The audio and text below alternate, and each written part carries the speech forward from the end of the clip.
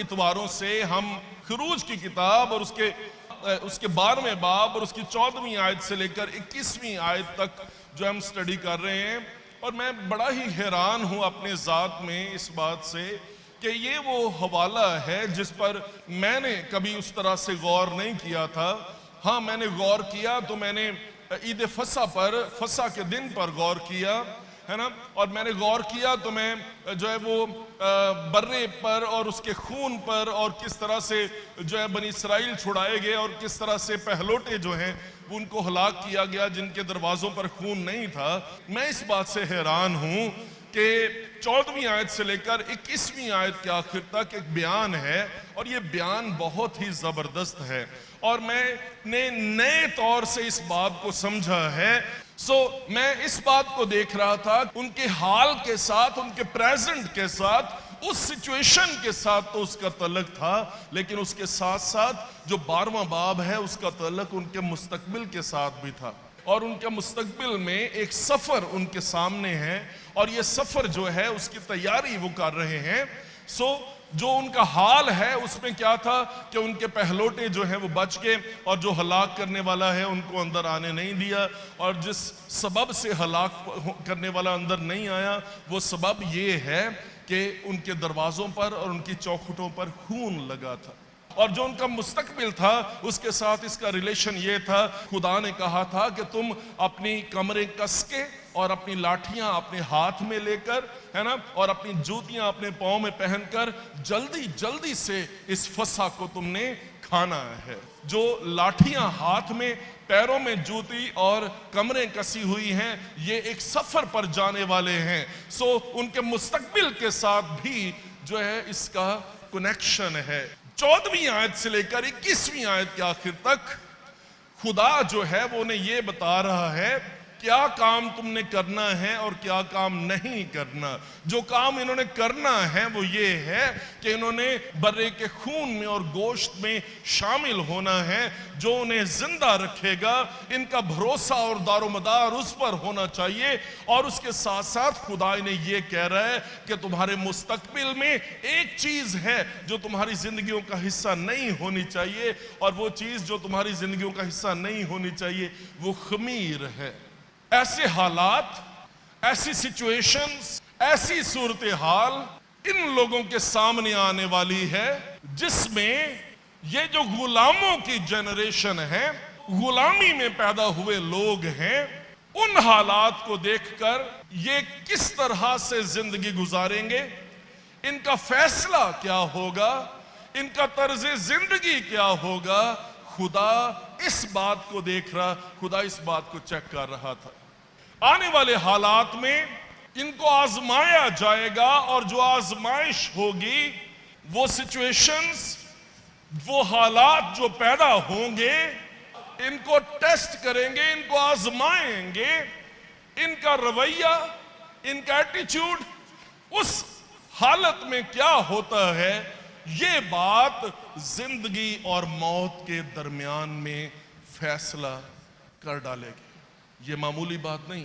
जो इनका एटीट्यूड है वही इनका एल्टीट्यूड डिटरमिन करेगा, वही फैसला करेगा कि ये जिंदा रहेंगे या ये मर जाएंगे। और मिसाल जो खुदा ने ली वो रोजमर्रा जिंदगी से ली और रोजमर्रा जिंदगी में ये आटे में खमीर डाल देते हैं। तो खुदा ने इनको ये कहा कि तुमने खमीर को अपने घरों में नहीं आने देना और 14वीं तारीख से लेकर 21वीं तारीख तक 7 दिन तक परफेक्शन का अदद है 7 दिन तक तुमने खमीर अपने घरों में नहीं आने देना।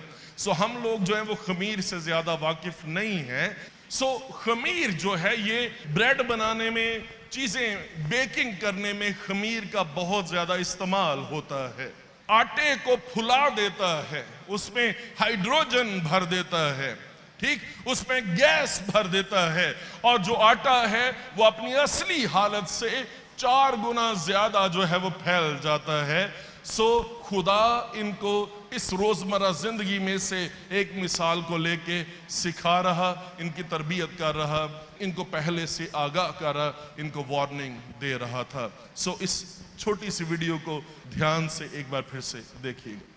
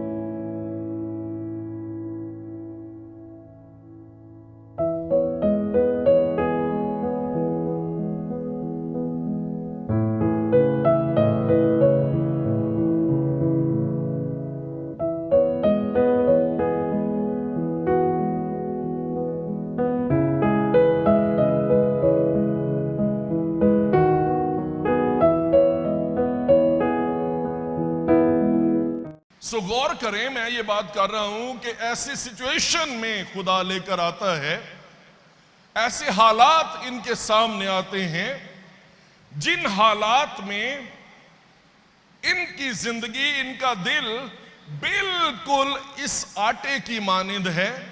15 मिनट तक खमीर में उसे गूंदा गया है और फिर उसे बॉल में रख दिया गया है। अब ये हालत है, ये हालात हैं, और ये हालात जो हैं ये इनको उभारते हैं कि ये रिएक्ट करें, ये इनको उभारते हैं कि इनकी अपना रद्द अमल शो करें, ये इनको उभारते हैं कि ये कुछ ना कुछ उस सूरत हाल के बारे में ये लोग बयान देंगे। और खरूज की किताब उसके 16वें बाब को अगर आप देखें, पहली आयत से 3री आयत तक, फिर वो इलीम से रवाना हुए और बनी इस्राएल की सारी जुमायत मुल्क मिस्र से निकलने के बाद दूसरे महीने की 15वीं तारीख को सीन के बियाबान में जो इलीम और सीना के दरमियान है पहुंची, और उस बियाबान में बनी इस्राएल की सारी जुमायत मूसा और हारून पर बुड़बुड़ाने लगी। ये गैस है जो भरी है, ये हाइड्रोजन है जो अब आई है। ये बुड़बुड़ाना बिल्कुल ऐसा ही है जैसे खमीर आटे में उसको फुलाता है, उसमें गैस भरता है। अब ये सिचुएशन यहां पर इलीम में इनके सामने आई है, और इस सिचुएशन में बनी इस्राएल की सारी जमायत, थोड़े से लोग नहीं, सारी जमायत लाखों की तादाद में है, ये मूसा और हारून पर बुड़बुड़ाने लगे हैं। और बनी इस्राएल कहने लगे, काश कि हम खुदा के हाथ से मुल्क मिस्र में जब ही मार दिए जाते, जब हम गोश्त की हांडियों के पास बैठकर दिल भर कर रोटी खाते थे, क्योंकि तू तो हमको इस बियाबान में इसीलिए ले आए हो कि सारे मजमा को भूखा मारो। 7वीं आयत का आखिरी हिस्सा, और हम कौन हैं जो तुम हम पर बुड़बुड़ाते हो। 8वीं आयत, खुदावंद पर बुड़बुड़ाते हो। 8वीं आयत का दूसरा हिस्सा, तुम्हारा बुड़बुड़ाना। 9वीं आयत, क्योंकि उसने तुम्हारा बुड़बुड़ाना सुन लिया है। ठीक। 11वीं आयत, और खुदावंद ने मूसा से कहा, मैंने बनी इस्राएल का बुड़बुड़ाना सुन लिया है। कितनी दफा बुड़बुड़ाना बुड़बुड़ाना बुड़बुड़ाना बुड़बुड़ाना, बुड़बुड़ाते हो बुड़बुड़ाते हो बुड़बुड़ाते हो।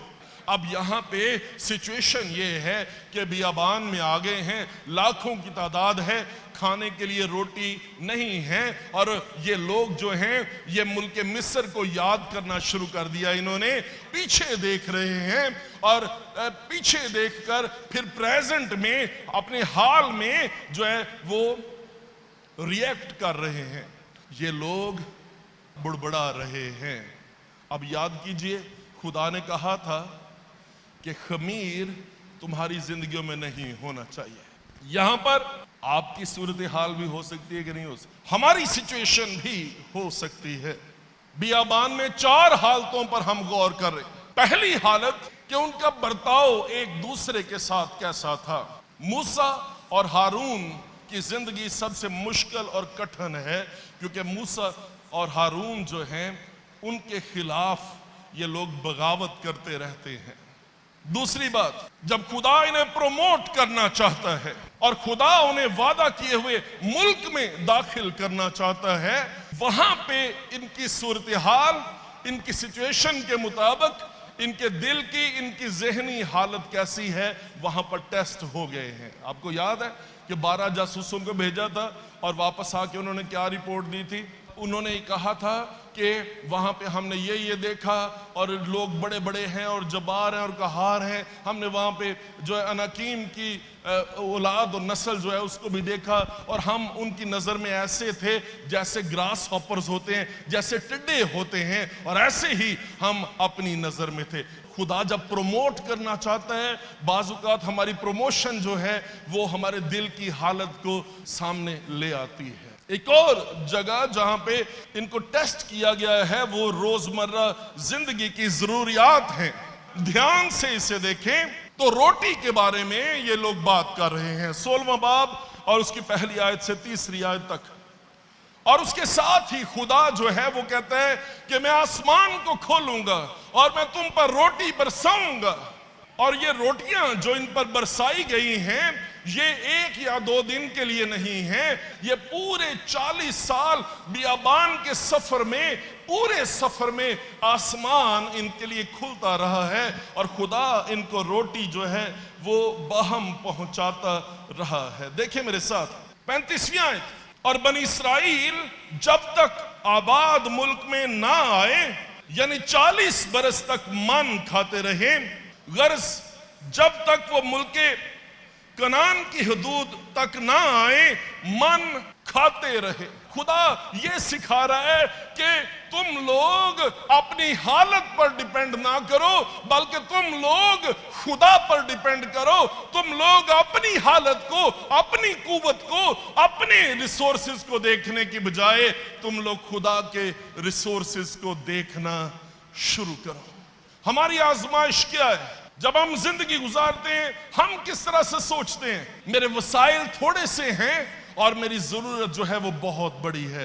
अक्सर औकात हर महीने हर रोज हम यही बात सोचते हैं। और बाइबल मुकद्दस जो है वो हमें ये सिखा रही है कि हमारा दारोमदार, हमारा भरोसा हमारे ऊपर नहीं होना चाहिए, बल्कि हमारा भरोसा और हमारा दारोमदार जो है वो खुदा पर होना चाहिए। यहां पे ये लिखा है, एक ओमर का जिक्र है। खुदा ने कहा था कि एक एक ओमर जमा कर लो, जिसने ज्यादा जमा किया उसका कम हो गया, जिसने कम जमा किया था उसका ज्यादा हो गया। एक ओमर कितना होता है? एक ओमर 43 अंडों के बराबर होता है। 1.5 किलो से 1.25 किलो के दरमियान में ये पैमाना जो ओमर है ये है। अब इसका मतलब ये है कि जब खुदा आसमान से रोटी बरसाता था तो ये लोग जब जाते थे तो इसका मतलब है 1.5 किलो खुराक हर शख्स की रोजमर्रा जिंदगी में जरूरत थी जो ये जमा करके लाते थे। अब 1.5 किलो का मतलब ये है कि आधा किलो सुबह, आधा किलो दोपहर को और आधा किलो शाम को। 3 हदायत हैं और ये तीनों हदायत खुदावंद का हुक्म है, खुदावंद का कलाम है। और इन तीनों हदायत को जो है सुनना है और सुनकर उसके मुताबिक अमल करना है। जो पहली हिदायत है वो आपको 16वीं आयत में मिलेगी। सो खुदावंद का हुक्म ये है कि तुम उसे अपने अपने खाने की मिकदार के मुआफिक, यानी अपने आदमियों के शुमार के मुताबिक फीकस 1 ओमर जमा करना। हर शख्स उतने ही आदमियों के लिए जमा करे जितने उसके डेरे में हो। सो एक शख्स की कितनी खुराक है? 1 ओमर। पहला हुक्म क्या है? हर शख्स के मुताबिक 1 ओमर जमा करनी है। 17वीं आयत, चुनाचे बनी इसराइल ने ऐसा ही किया और किसी ने ज्यादा और किसी ने कम जमा किया। हुक्म मान लिया उन्होंने? नहीं। दूसरी बात 19वीं आयत, और मूसा ने उनसे कह दिया था कि उसमें से कुछ सुबह तक बाकी ना छोड़े, तो भी उन्होंने मूसा की बात ना मानी, बल्कि बाजों ने सुबह तक कुछ रहने दिया। सो उसमें कीड़े पड़ गए और वो सड़ गया। सो मूसा उनसे नाराज हुआ। तीसरी बात देखें जरा, 25वीं आयत देखें। मूसा ने कहा, आज उसी को खाओ क्योंकि आज खुदावंद का सब्त है, इसलिए वो आज तुमको मैदान में नहीं मिलेगा। 6 दिन तक तुम उसे जमा करना, पर 7वें दिन सब्त है, उसमें वो नहीं मिलेगा। और 7वें दिन ऐसा हुआ कि उनमें से बाज आदमी मन बटोरने गए, पर उनको कुछ नहीं मिला। 3 बार कलाम किया। उसने कहा, आदमी की मिकदार के हिसाब से 1 ओमर जमा करना। लोग ज्यादा जमा कर रहे हैं, उनका कम हो रहा है। उसने कहा, सुबह तक कुछ भी बाकी ना छोड़ना। बात नहीं मानी, सुबह तक रख छोड़ा और उसमें कीड़े पड़ गए। उसने कहा, 7वें दिन जो मुकद्दस सब्बत है ना जाना, लोग नहीं माने, मन बटोरने गए हैं लेकिन वो उनको नहीं मिला। तीनों हालतों में जो कुछ खुदा कह रहा है उसको मानने की बजाय लोग खुदा की नाफरमानी कर रहे। और 16वां बाब बयान करता है कि लोग खुदा की बात मानने की बजाय बुड़बड़ा रहे हैं। एक बात जो मुश्तरक है वो बात ये है कि इनका भरोसा और इनका दारोमदार खुदा के कलाम पर, खुदा की बात पर इनका भरोसा होना चाहिए। खरूज की किताब उसका 20वां बाब और उसकी 8वीं और 9वीं आयत, याद करके तो सब्बत का दिन पाक मानना, 6 दिन तक तुम मेहनत करके अपना सारा काम काज करना, लेकिन 7वां दिन खुदावंद तेरे खुदा का सब्बत है, उसमें ना तू कोई काम करे, ना तेरा बेटा, ना तेरी बेटी, ना तेरा गुलाम, ना तेरी लौंडी, ना तेरा चुपाया, ना कोई मुसाफिर जो तेरे फाटकों के अंदर हो, क्योंकि खुदावंद ने 6 दिन में आसमान और जमीन और समंदर और जो कुछ उनमें है वो सब बनाया और 7वें दिन आराम किया। इसलिए खुदावंद ने सब्बत के दिन को बरकत दी और उसे मुकद्दस ठहराया। खुदावंद ने सब्बत के दिन आराम किया। अब मुझे बताएं, खुदा थक गया था? नहीं। पैदाइश की किताब उसका 1 बाब और उसकी 26वीं आयत में जो है वो नजर आता है कि खुदा ने सब कुछ बनाने के बाद और शाम हुई और सुबह हुई, सो 6ठा दिन हुआ। लेकिन 7वां दिन जो है उसके बारे में अलहदा से लिखा है, वो 1 बाब का हिस्सा नहीं है। 2 बाब और उसकी 1 आयत से, सो आसमान और जमीन और उनके लश्कर का बनाना खत्म हुआ और खुदा ने अपने काम को जिसे वो करता था 7वें दिन खत्म किया और अपने सारे काम से जिसे वो कर रहा था 7वें दिन फारिग हुआ। और खुदा ने 7वें दिन को बरकत दी। 6 दिनों में कहीं नहीं लिखा कि उसने पहले दिन को बरकत दी, उसने दूसरे दिन को बरकत दी, उसने तीसरे दिन को बरकत दी, है ना, लेकिन 7वें दिन के बारे में लिखा है उसने 7वें दिन को बरकत दी। और इसके बारे में मुकद्दस मूसा 20वें बाब में ये फरमाता है, जहां पर 10 हुक्म दिए गए हैं वहां पर ये फरमाता है उसने 7वें दिन को बरकत दी और उसे मुकद्दस ठहराया।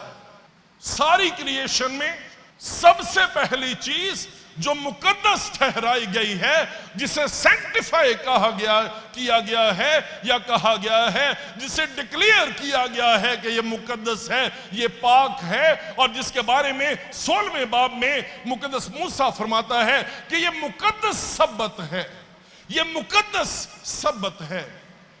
गौर कीजिएगा, 10 हुक्म 20वें बाब में आए हैं, लेकिन मूसा, मुकद्दस मूसा 10 हुक्म आने से पहले 16वें बाब में कहता है कि ये खुदावंद का मुकद्दस सब्बत है। इसका तल्लुक हुक्मों के साथ भी है, लेकिन उससे ज्यादा इसका तल्लुक जो है वो मुकाशफा के साथ है, क्योंकि इससे पहले कि ये 10 हुक्म दिए गए, मुकद्दस मूसा को मुकाशफा दिया गया कि ये मुकद्दस सब्बत है।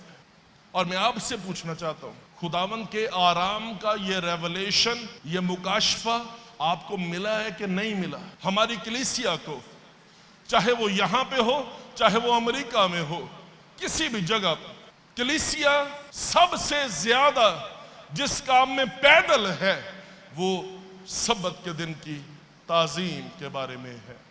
आप लोगों से पूछें, आप खुदावंद के दिन का एहतराम करते हैं? लोग की कहेंगे पर सब फारग ही नहीं होंगे, वेले ही नहीं होंगे। अगर आपको पता हो कि इन 6 दिनों की बरकत का दारोमदार 7वें दिन पर है, उसने सब्बत के दिन को बरकत दी है। मैं और आप जो नए अहदनामे के मसीही हैं, हम हफ्ते के आखिरी दिन आराम नहीं करते, हम पहले दिन आराम करते हैं। हफ्ते का पहला दिन कौन सा है? इतवार का दिन। इसका मतलब ये है, पुराने अहदनामे के मुताबिक लोग आराम करते हैं जब सब कुछ खत्म कर लेते हैं, उसके बाद आराम है।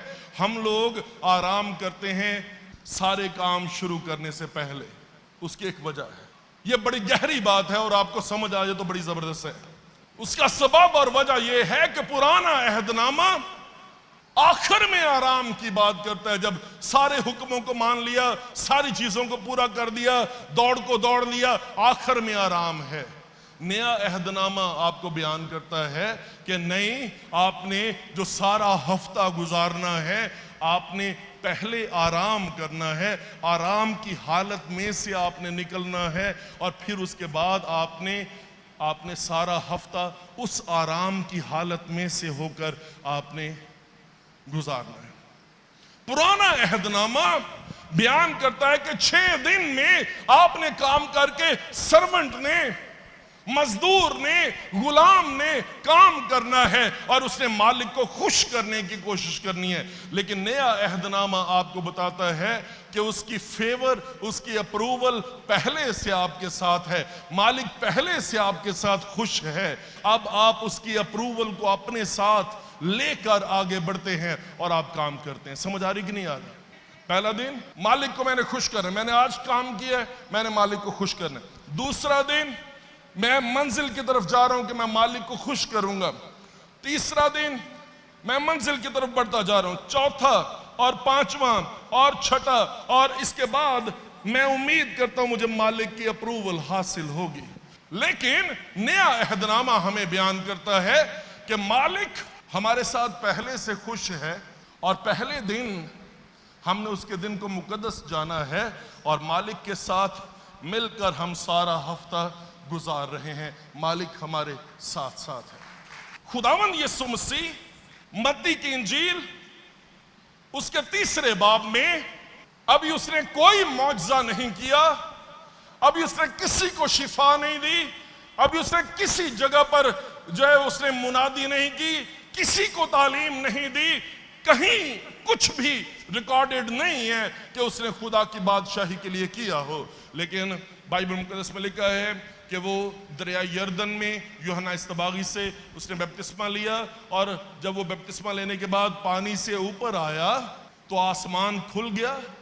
रूह जो है वो कबूतर की मानिद उस पर, फाख्ता की मानिद उस पर नाजिल हुआ, और आसमान से ये आवाज आई कि तू मेरा प्यारा बेटा है, तुझसे मैं खुश हूं। सुने, खुदा की खुशनुदी को, खुदा की फेवर को, खुदा की अप्रूवल को खुदावंद यीशु मसीह साथ लेकर आगे बढ़ना शुरू किया है, और उसने जिंदगी गुजारी और उसने खिदमत का काम किया। खुदा को खुश करने के लिए नहीं, बल्कि चूंकि आप उसके फर्जंद हैं, आप उसके बेटे हैं, खुदा पहले से आपके साथ खुश है, और चूंकि वो खुश है, उसकी अप्रूवल, उसकी खुशनुदी, उसकी शादमानी आपके साथ है। आप सारा हफ्ता गुजारने के लिए तैयार हैं और आप उसकी कुव्वत में आगे बढ़ते चले जाते हैं। मसीहत में हम लोग फेवर से काम शुरू करते हैं, बरकत से हम काम शुरू करते हैं, और उसकी ये बरकत जो है वो सारा हफ्ता हमारे साथ साथ रहती है। इस दिन जो खुदावंद की रेस्ट का दिन है, जो बरकत का दिन है, जिसे मुकद्दस ठहराया है, जिसे पाक ठहराया है, इस दिन ना तू कोई काम करे, ना तेरा बेटा, ना तेरी बेटी, ना तेरा गुलाम, ना तेरी लौंडी, और ना चौपाया, ना ही मुसाफिर जो तेरी बाउंड्रीज के अंदर हो, कोई काम ना करे। इसीलिए तो उसने किसी हुक्म का आगाज जो है उसने यादहानी से नहीं किया।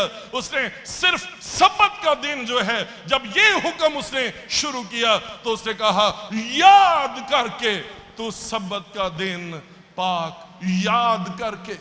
उसे पता था कि तू भूल जाएगा, उसे पता था कि तू खोते की तरह काम करेगा, उसे पता था कि तू बैल की तरह काम करेगा, उसे पता था कि तू टग्गा है और तुझे समझ में नहीं आएगा। इसीलिए तो उसने कहा याद करके तू सब्बत के दिन को पाक मानना। खुदावंद ने तुझे मॉडल के तौर पर अपना नमूना दिया है। खुदा रुक सकता है, तू भी रुक जा। अपनी परेशानियां और अपनी टेंशन्स खुदावंद पर छोड़ दे, उसकी बरकत को साथ लेके सारा हफ्ता गुजार, और वो जो मुकद्दस और पाक है उसे कह कि खुदावंद मेरे सारे हफ्ते को, हर एक दिन को, हर एक घंटे को, हर एक लम्हे को खुदावंद तू पाक कर दे, तू मुकद्दस ठहरा दे खुदावंद खुदा। तो खुदावंद की बरकत तेरे साथ साथ ठहरी रहेगी। तुझे सारी जिंदगी किसी चीज की कोई कमी नहीं होगी, क्योंकि खुदावंद के हुक्म का, उसके कलाम का तूने लिहाज किया है। उसने मना किया, लेकिन जो अंदर से खमीर है ये टिकने नहीं दे रहा। जो अंदर का खमीर है वो रुकने नहीं दे रहा। और ये खमीर जो है ये जब दिमाग को चढ़ता है, ये गैस जब दिमाग को चढ़ती है, और वो गैस जो है वो बताती है कि नहीं, तेनू काम करने की जरूरत है। यह सब्बत का दिन अगर खुदावंद से दुआ करने का दिन नहीं है, अगर यह सब्बत का दिन सारा हफ्ता खुदा की जुरी में पेश करने का दिन नहीं है, अगर ये खुदावंद की फेवर को अपने इस सारे हफ्ते में मांगने का दिन नहीं है, अगर ये दिन इस बात के लिए दुआ का दिन नहीं है कि खुदावंद तो मेरी सारी जिंदगी को मुकद्दस कर दे और पाक कर दे, तो मैं आपको ये कहना चाहता हूं, हम बेबरकते होकर जिंदगी गुजारेंगे। हमारे पास हम बहुत बोएंगे और हम थोड़ा काटेंगे, हम बहुत बखेरेंगे, हम थोड़ा जमा करेंगे। लेकिन अगर खुदावंद की बरकत हमारे साथ है, हम थोड़ा बोएंगे और बहुत काट लेंगे, हम थोड़ा बखेरेंगे और हम बहुत जमा करेंगे। बल्कि जहां कहीं पर हमने बोया नहीं है, हम वहां से भी काटना सीख लेंगे, क्योंकि खुदावंद की फेवर, खुदावंद की बरकत का हाथ आपके साथ है।